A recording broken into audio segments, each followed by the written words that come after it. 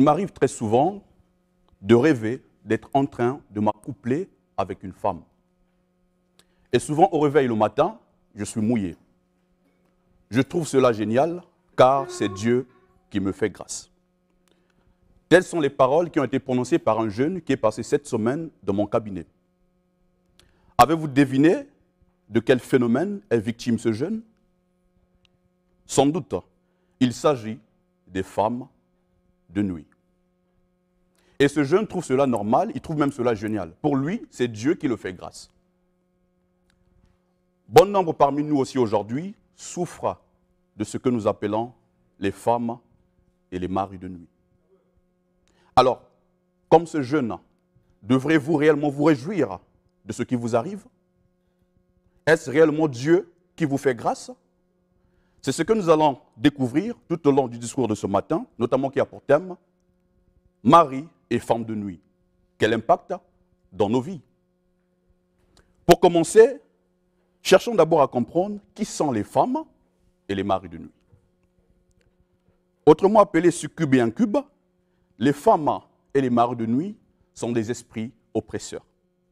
Sont des esprits qui oppressent leurs victimes sexuellement. Ils viennent avoir des rapports sexuels avec des êtres humains.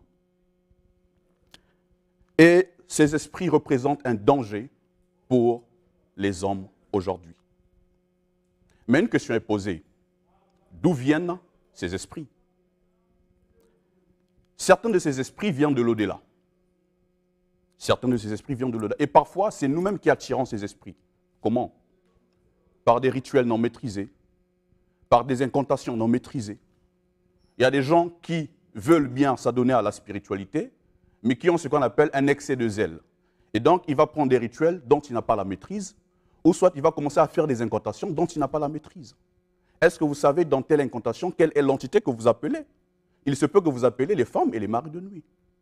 Et pour d'autres, parfois, c'est avec un excès de pornographie.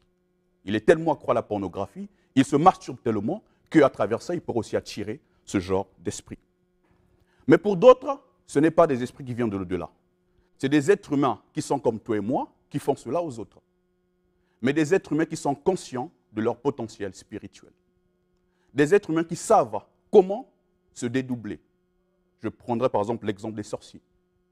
Comme ils maîtrisent l'art spirituel, qu'est-ce qu'il va faire? Il va se dédoubler pour aller oppresser ses victimes sexuellement.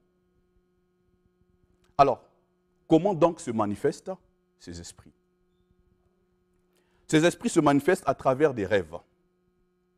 Si, comme ce jeune cité au début, il vous arrive de rêver, je répète, de rêver très souvent que vous faites l'amour avec un homme ou avec une femme, et qu'au réveil, vous êtes parfois mouillé, sachez que vous êtes sous l'emprise des femmes et des maris de nuit.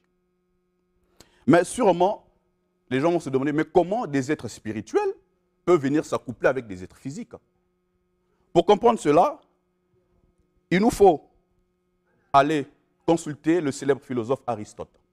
Il disait, je cite, « L'homme est un être fait de la matière et de l'énergie. » Ce qui voudrait tout simplement dire que l'être humain est un être à la fois physique et spirituel.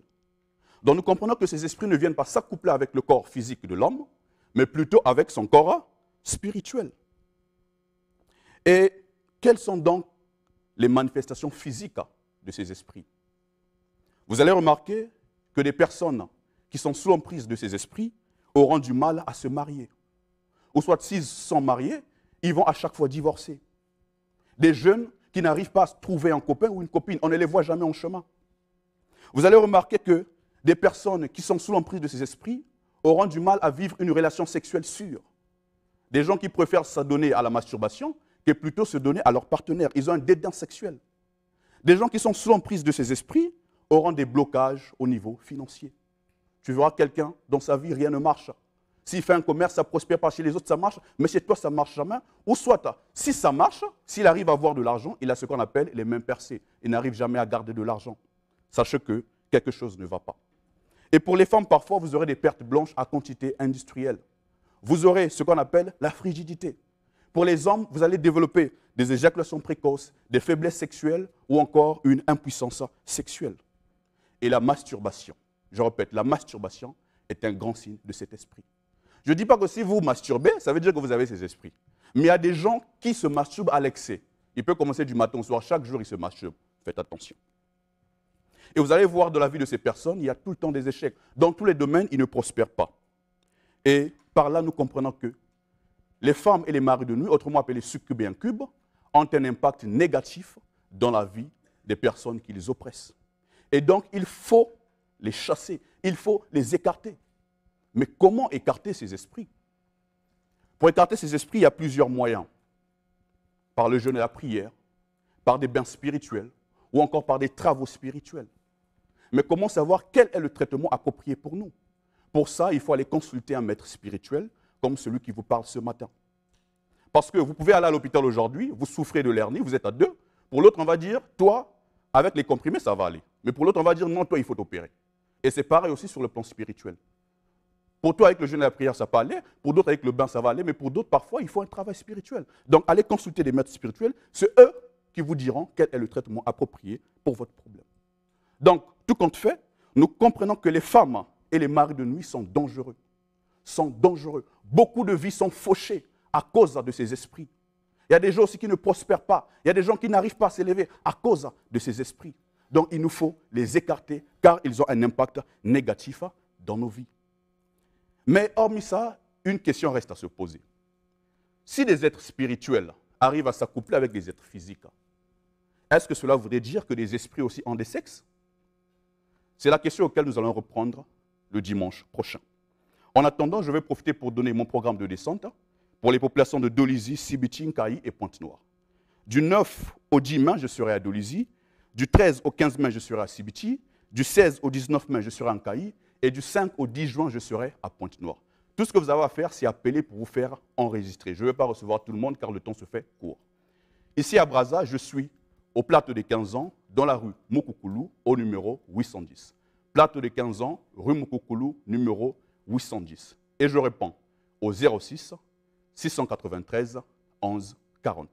06 693 11 40. C'est aussi mon numéro WhatsApp. Mon RTL, c'est le 05 747 46 44. 05 747 46 44. Vous pouvez aussi me contacter via ma page Facebook au nom de Honorable Maître Jobrel Ngangui. Sur ce, je vous souhaite un excellent dimanche et soyez bénis abondamment.